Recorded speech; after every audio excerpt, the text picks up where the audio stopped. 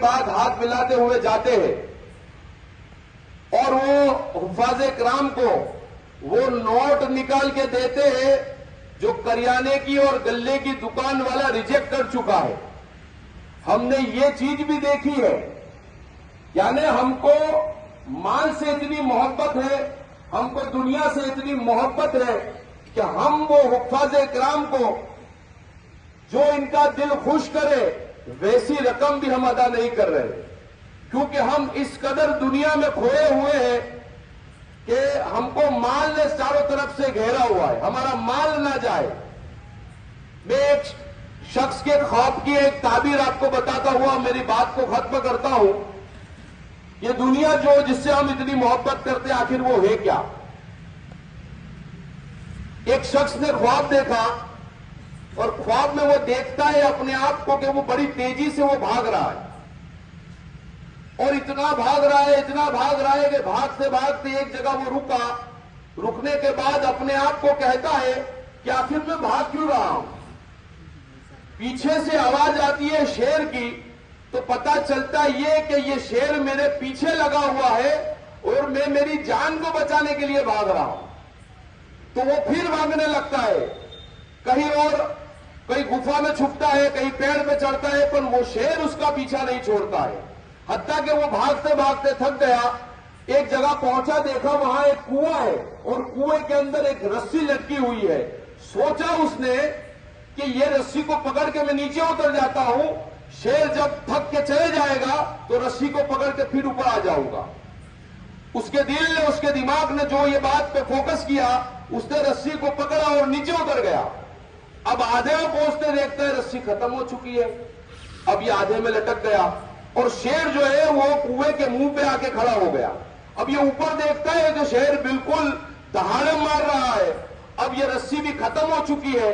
کشمکش کے منظر میں پیر سلپ ہوتا ہے اور پیر کے اندر سے تھوڑی سی اینٹ نیچے گرتی ہے. اتنی دیر کے بعد آواز آتی ہے کہ وہ شخص ہیبت کھا جاتا ہے کہ اتنا گہرا کنواں ہے، یہ رسی سے اگر میرا ہاتھ چھوٹا تو میں یہاں بھی کہیں کا نہیں رہوں گا. یہ کشمکش کے منظر میں اس نے اپنے داہنی طرف دیکھتا ہے تو ایک سفید کلر کا چوہا اس کی رسی کے پاس آ رہا ہے، جو کبھی اس نے دیکھا نہیں تھا کہ یہ سفید کلر کا چوہا بھی ہوتا ہے. یہ کشمکش کے منظر میں جب اپنے باہنی طرف دیکھتا ہے تو کالے کلر کا چوہا بھی رسی کے پاس آ کر جمع ہو چکا ہے. اب یہ دونوں چوہے، یہ سفید چوہا، یہ کالا چوہا، یہ دونوں رسی کو کاٹنا شروع کر دیتے ہیں، سٹارٹ کر دیتے کاٹنا. اب یہ اتنا ٹینشن میں ہے کہ اوپر یہ شیر کھڑا ہوا ہے، نیچے گہرا کنواں ہے، ایک لیفٹ طرف سفید چوہا، دائنی طرف سفید چوہا، بائنی طرف کالا چوہا، جو جس رسی پہ میں کھڑا ہوا ہوں پکڑ کے لٹکا ہوا اس کو کاٹنے کے لیے تیار ہو چکے ہیں. یہ کشمکش کے منظر میں اس کی نگاہ ایک شہد کے مدپوڑے پہ جاتی ہے. اس نے سوچا یہ کنویں کے اندر یہ مدپوڑا کیا کر رہا ہے. اس نے اس کے اندر انگلی ڈالی اور اس میں سے چاشنی نکلی اور اپنی زباں پہ اس نے لگا دی.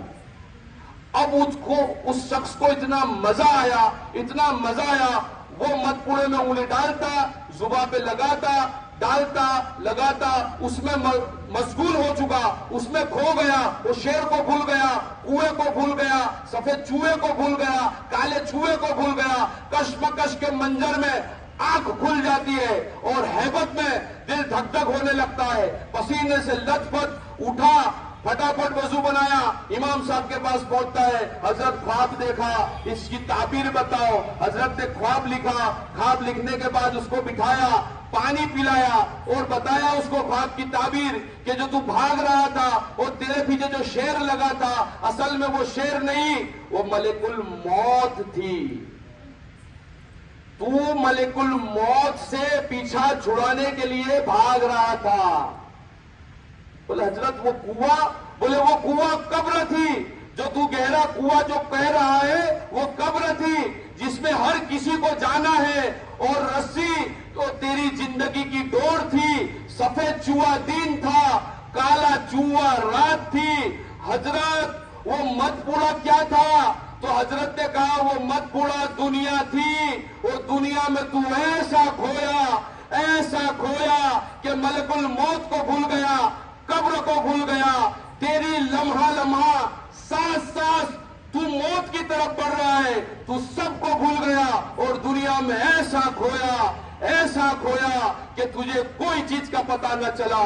ये माल हमको दुनिया की तरफ ले जा रहा है। हक्कानियत ये है कि हमारा माल अल्लाह की राह में लगना चाहिए, क्योंकि कल कयामत के दिन अगर ये माल हमारे लिए नजात का जरिया बन जाए, उसके लिए मैं आप लोगों से ये आजिजाना गुजारिश करता हूं कि ये इतने दिनों से हमारे हुफ्फाज़े किराम कुरान करीम सुना रहे हैं, तो हमारा फर्ज बनता है, हमारा जिम्मा बनता है कि 21वीं सब उनको बेहतरीन कवर बना के दे। हमारे मोहल्ले में नाचने वाले, हमारे मोहल्ले में गाने वाले जब आते हैं, कई हजारों लाखों रुपए हम उनके ऊपर लुटा देते हैं और प्राउड करते हैं, वीडियोस बनाते हैं, उसके साथ सेल्फी लेते हैं। सोचो, ये उनका स्टेटस है, ये हमारे इमाम का स्टेटस है, तो उनके और हमारे इमाम के स्टेटस में फर्क होना चाहिए कि नहीं होना चाहिए? होना चाहिए ने। हमारा इमाम हमारे टीम का कैप्टन है, हमारा एडमिन है, हमारा रहबर है। इस रहबर का दिल खुश हो गया। कल कयामत के दिन जब इसके ऊपर सर पे ताज सजेगा तो ये कहेगा, ए मेरा अल्लाह, ये वो नमाजी है जो मेरे पीछे नमाजें अदा करता था, ए अल्लाह तू अपने फजल से इसको बख्श दे। तो हो सकता है हमारा माल हमारे लिए बख्शिश का जरिया बन जाए।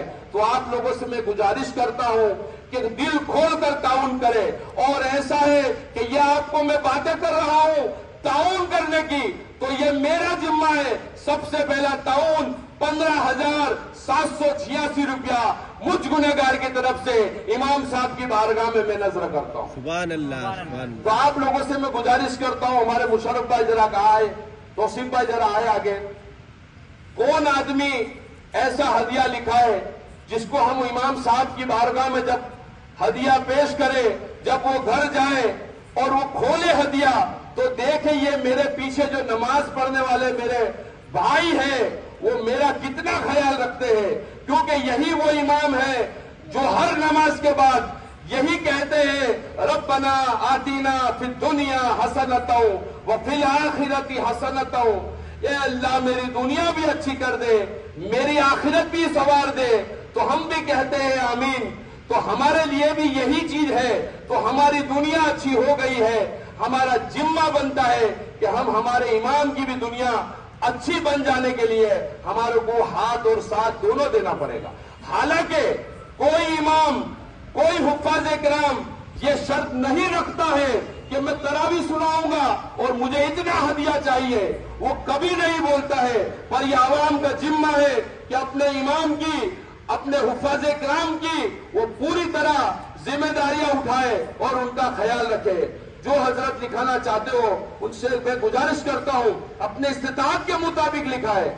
वो ना करे कि जो नोटें दुकानों पे नहीं चलती, गल्लों पे नहीं चलती, चाय की कैंटीनों में नहीं चलती, वो लाकर आप उनके बारगाह में नजर करें। तो ऐसा ना हो, वहां ना चली तो यहां कैसे चलेगी। ऐसा हदिया लिखाए कि आपके इस्तिताअत के मुताबिक, आपके स्टेटस के मुताबिक वो हदिया हो। तो मैं गुजारिश करता हूं कि छम छम रहमतों की बारिश हो आज यहां, ऐसा हदिया लिखा है। कौन हजरत उठने के लिए तैयार है?